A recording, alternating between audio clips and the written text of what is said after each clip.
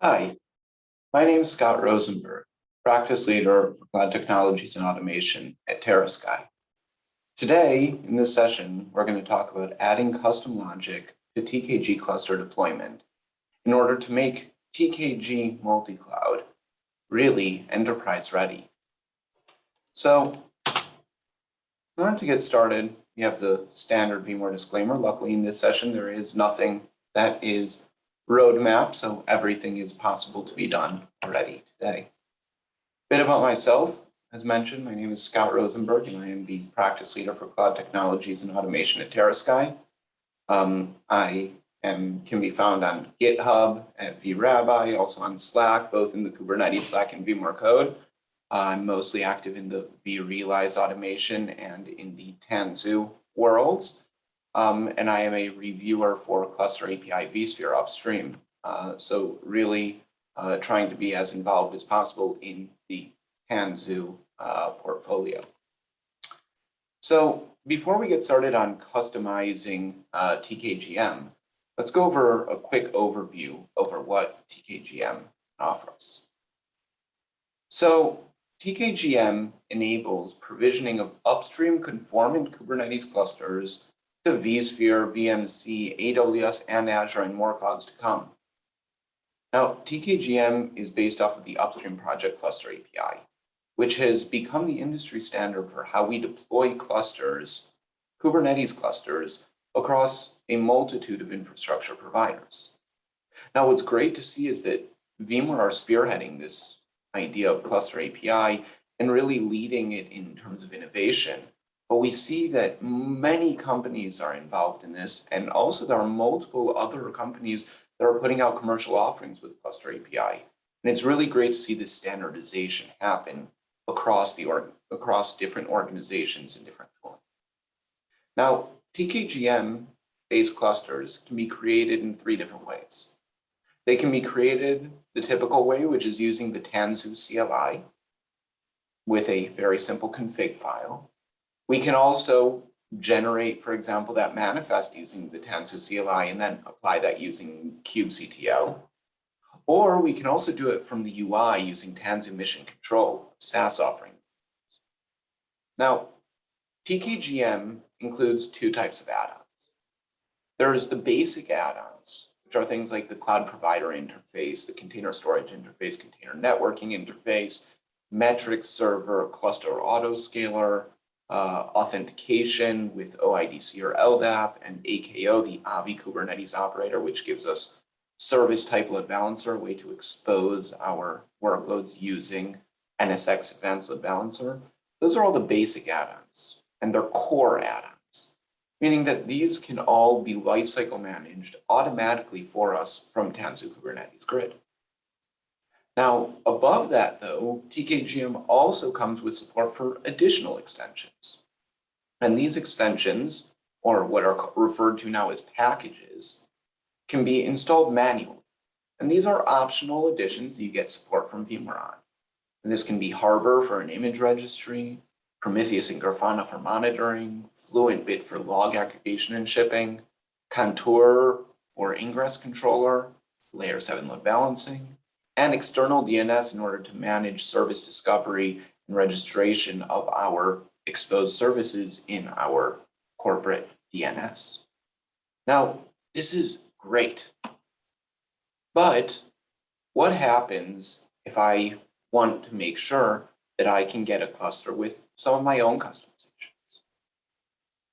Now, before we go one step into the actual customizations we can do, we have to get a quick understanding of the tool set used within Tanzu Kubernetes Grid above the upstream Cluster-API, for example.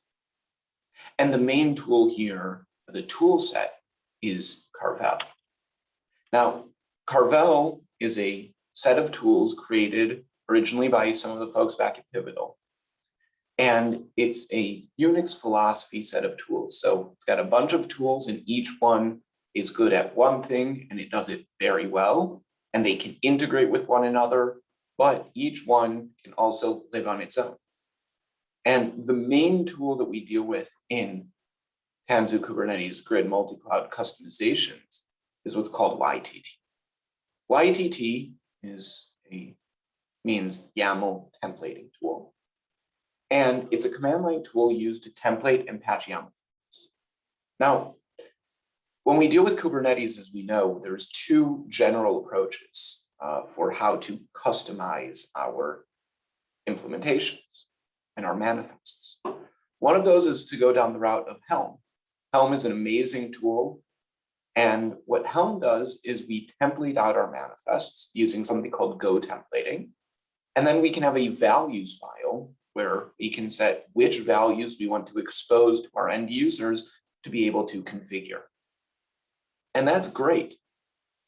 But the issue with that is that those values need to be known in advance, because you can't easily go and just overlay something. You can't go and actually just change something if the author of that Helm chart didn't expose it to you as a value.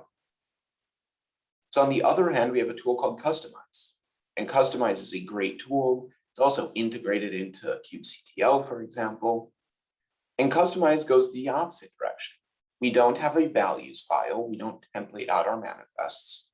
Instead, we create overlay files that can overlay, or they can patch our base clean vanilla templates, and they can patch them with our customization. Now, while that gives us endless capabilities, that also becomes very difficult to manage, because just to change one field, sometimes I may need to create an overlay that can be 6, 7, 8 layers deep, where I have to actually really understand the structure of the Kubernetes objects in order to make some very simple changes. Now that's where YTT comes in. So YTT provides a means to collect fragments and piles of YAML from different files, from different directories, and it puts them together into modular chunks that make it really easy for us. Now, also, we mentioned that Helm, for example, uses Go templating. Go templating is great, but it's a text templating mechanism.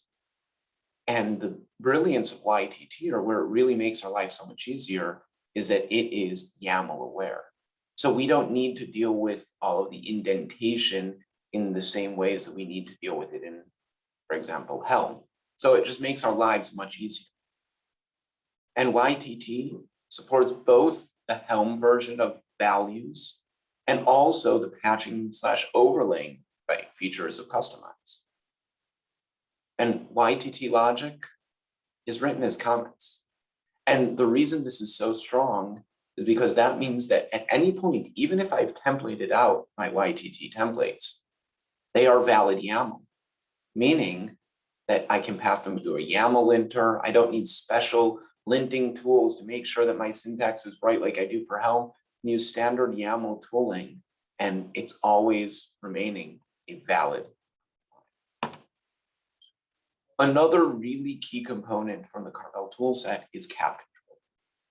And Kapp Controller provides a Kubernetes native continuous delivery and package management experience through custom resource definitions, or CRDs. Kapp Controller is used in TKGm vastly in order to deploy what are called the extensions or the packages. And these resources for continuous delivery and package management really help both personas. They help the author of the software be able to ship their software in a conformant, easy to consume way. And it allows us, the consumers of these packages, to very easily process them, deploy them, and manage them across their lifecycle when deploying to Kubernetes. So as mentioned, YTT and Kapp Controller are used very strongly within TKG, also in the backend. And Vendir is also used. Vendir is another tool from the Carvel toolset that allows us to vendor in files from different sources into a structured file system. Now, YTT is a key mechanism for any customizations we want to do in TKGm, and we'll get into that in a moment. Kapp Controller also can be utilized for customizations, as it's used to manage TKG extensions. So when we want to customize a TKG extension, we're going to be interacting Kapp Controller. And the final tool that's used vastly within TKGm is image package. And this is used when we want to do an installation or upgrade in an air-gapped environment. An image package really makes this process very easy for us. Now, before we get into how we do these customizations, let's look at some use cases of what types of customizations we may want to do in our environment. So how about an automated installation of a custom CNI?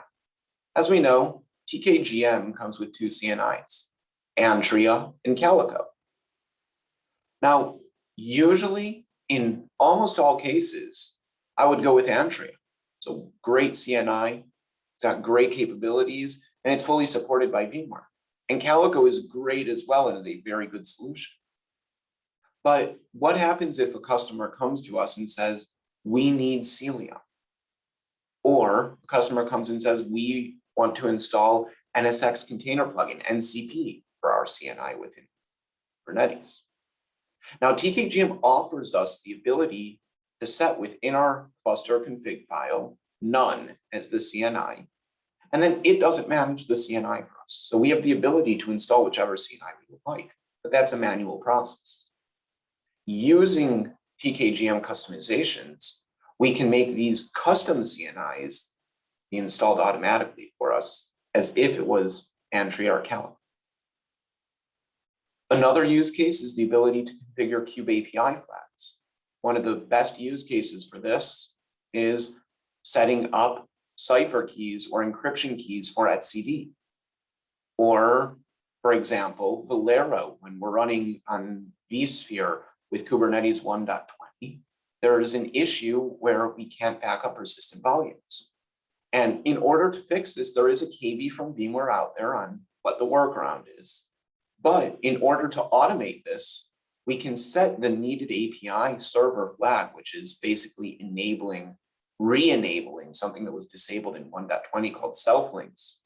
So re-enabling that by an API flag, we can have that set automatically.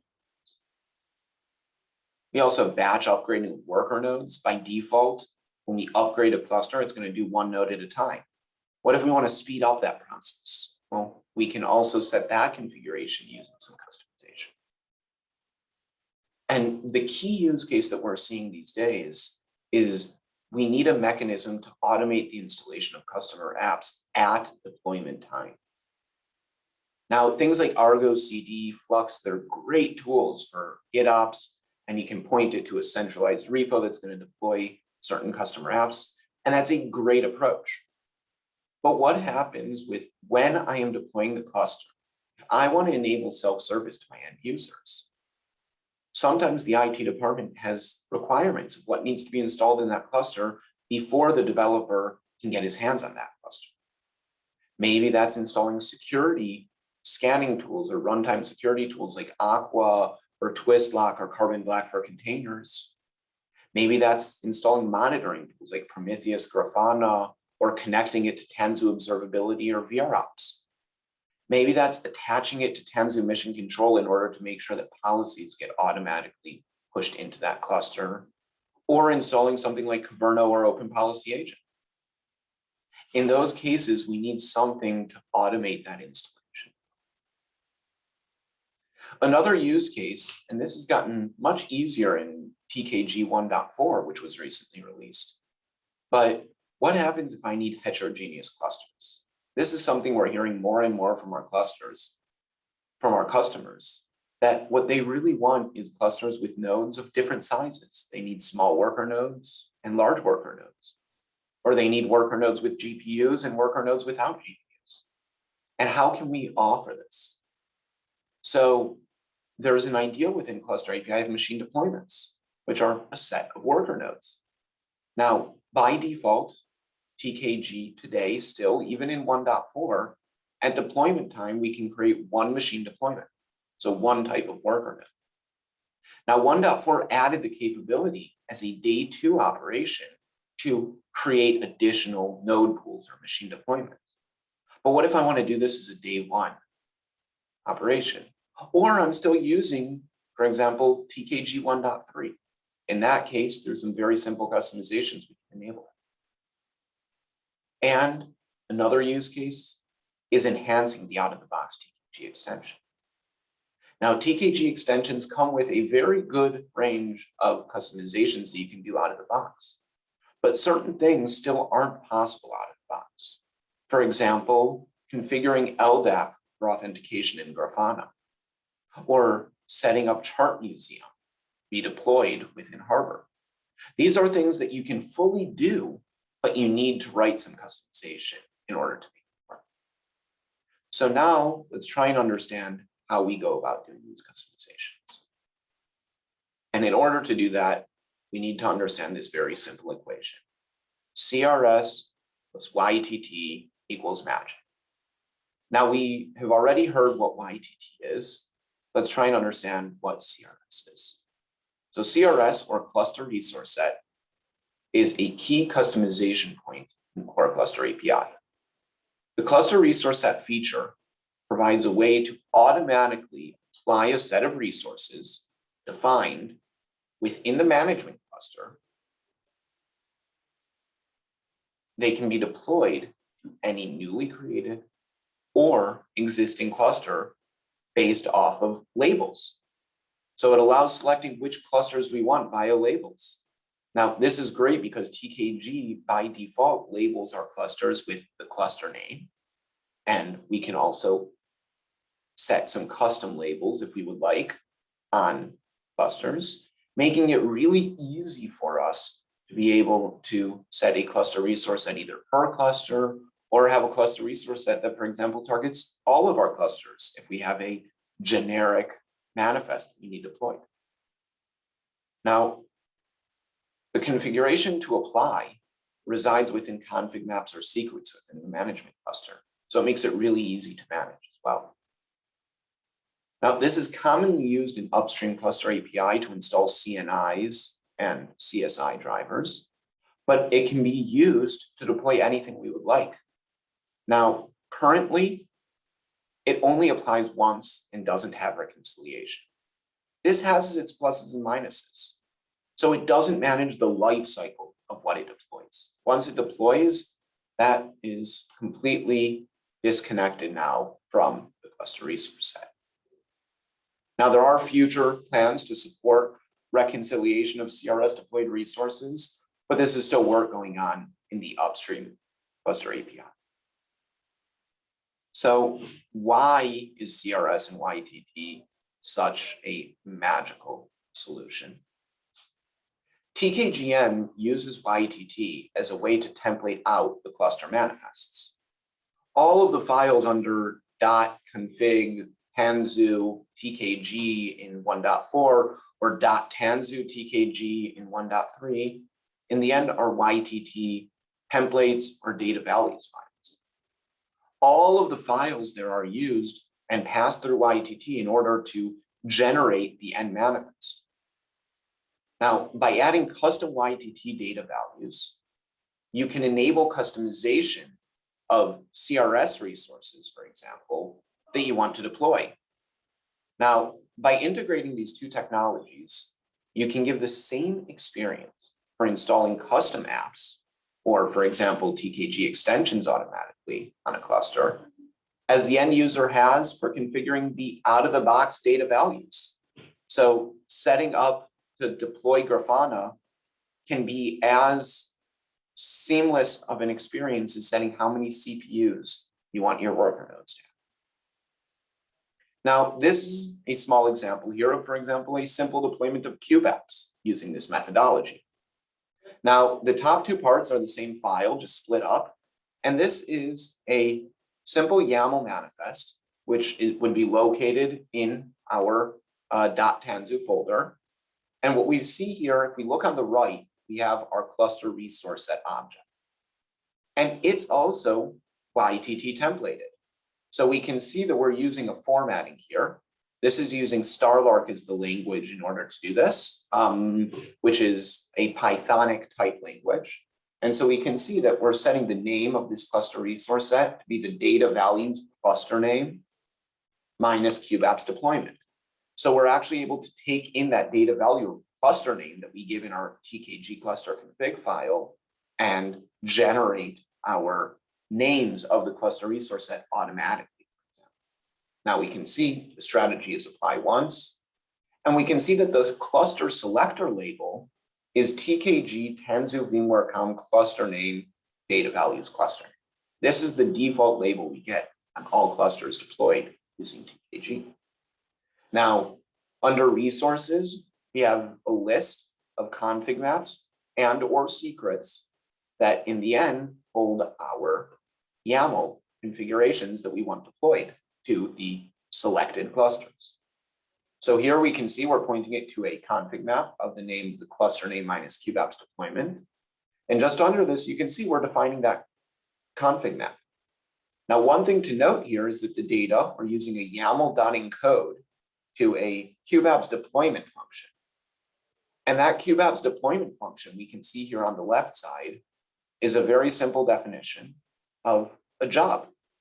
Now, this job also is a very simple Kubernetes job using the Alpine Helm image, and then just running a Helm repo add and a Helm install of kubeapps. But also here, for example, we've set the ingress.hostname to be formatted with the kubeapps hostname parameter. Now, getting to this the first time can take a bit of work, but once you understand YATT and how to do this, it becomes really nice and easy. And from the end user perspective, they have these two lines, their cluster configuration, and kubeapps is deployed for them automatically at cluster deployment time.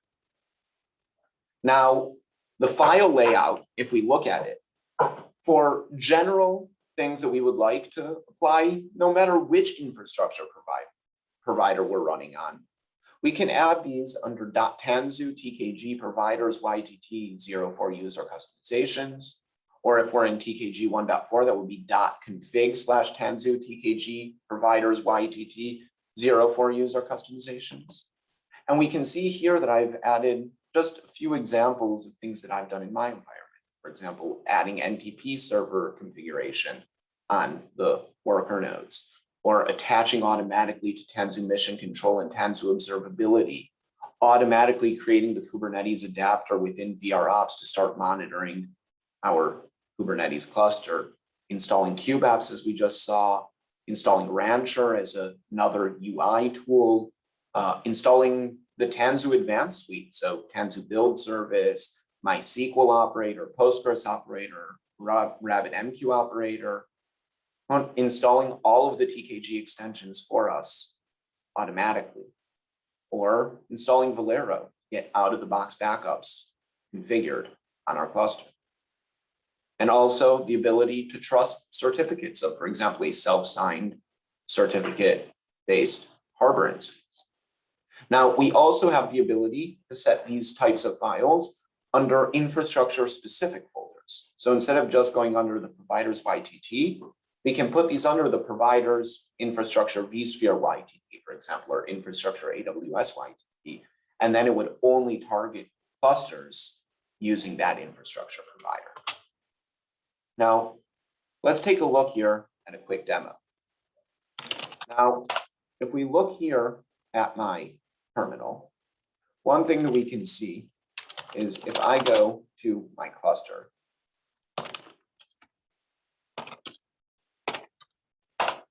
and I do a kubectl get apps,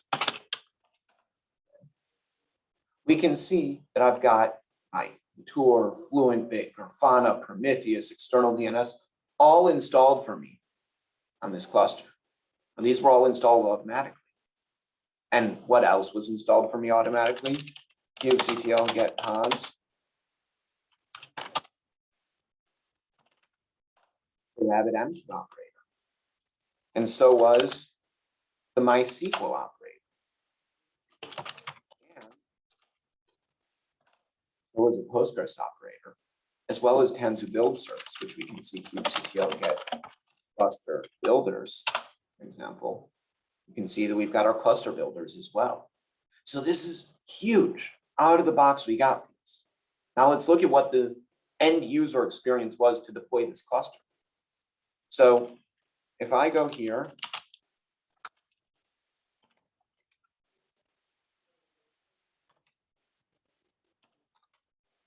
and I look here at my TKG manifests,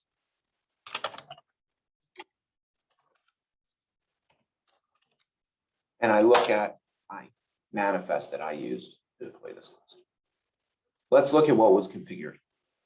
So we've got our general settings. We've got our cluster name, our vSphere control plane endpoint, which cluster plan we're using. So here you can see I'm using a multi-machine deployment type of custom plan, which allows us to create a heterogeneous cluster. It's going to be deployed in the default namespace. We're not going to use machine health checks in this case. We are enabling audit logging, everything as is usual. We're setting our control plane settings, our worker node settings, everything here so far is by default. And now comes the custom. So we have a custom data value here, additional MD count. So how many additional machine deployments or node pools we would like. Saying I want 2 other types of worker nodes. And what we can see here is worker machine count 1 then, and worker machine count 2. This is for MD1 and MD2, because MD0 is the one that we get out of the box. So I'm deploying 2 more, and we can see that they all have different resource settings and different auto scaling settings as well. Now for network settings, we're going to use Antria here in this case. And we've got our vSphere settings as usual. And then what we're setting here is a TKG helper image ref. This is a image that I have located within my harbor that has the Tanzu CLI and some scripts that helps us to automatically install some of these Tanzu products. And now we have the settings that I've exposed through those CRS and YTT templates. So for example, install kubeapps, yes. And then kubeapps FQDN, what I want that FQDN to be. Enabling TKG extensions, yes. In which case, I give it a Grafana password, the Grafana FQDN. I give it the login, my log insight FQDN in order for it to send that as a syslog, all of the fluent bit logs. I've also set up external DNS against an Active Directory DNS server here. So I give it the zone in the server that I would like it to target. And then for Tanzu MySQL, we're going to give it the TanzuNet or PibNet username, password, and we're going to tell it that we want it to install MySQL. For Postgres, we're going to install Tanzu Postgres, yes, and we're going to give it the harbor registry where our images are located. We're going to point it to those repositories, and we're going to give it the credentials in order to pull those images. For VROps, we're going to give it the username and password and the FQDN.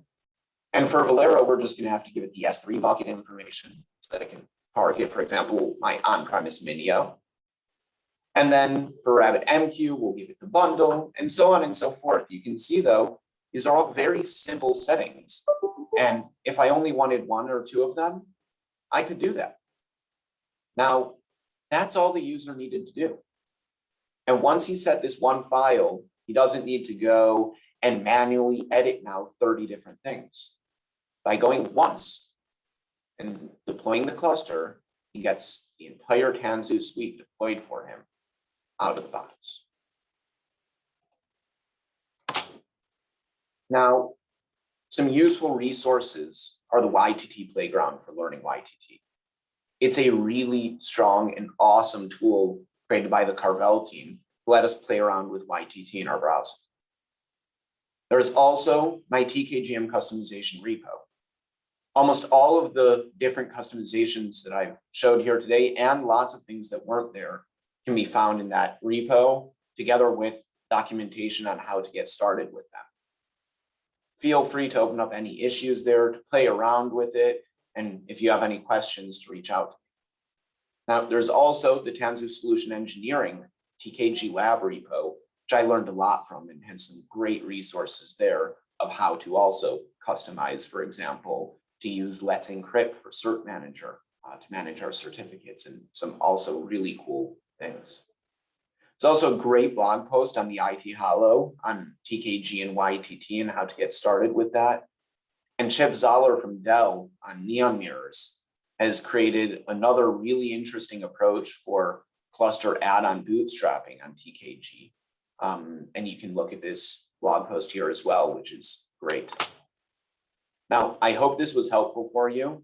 And I hope that we can collaborate together as a community to really make sure that TKGm can be customized with all of these different things and all these different use cases in order to really adapt it into our organization and to utilize all of its strengths in order to really enhance our work and our developments.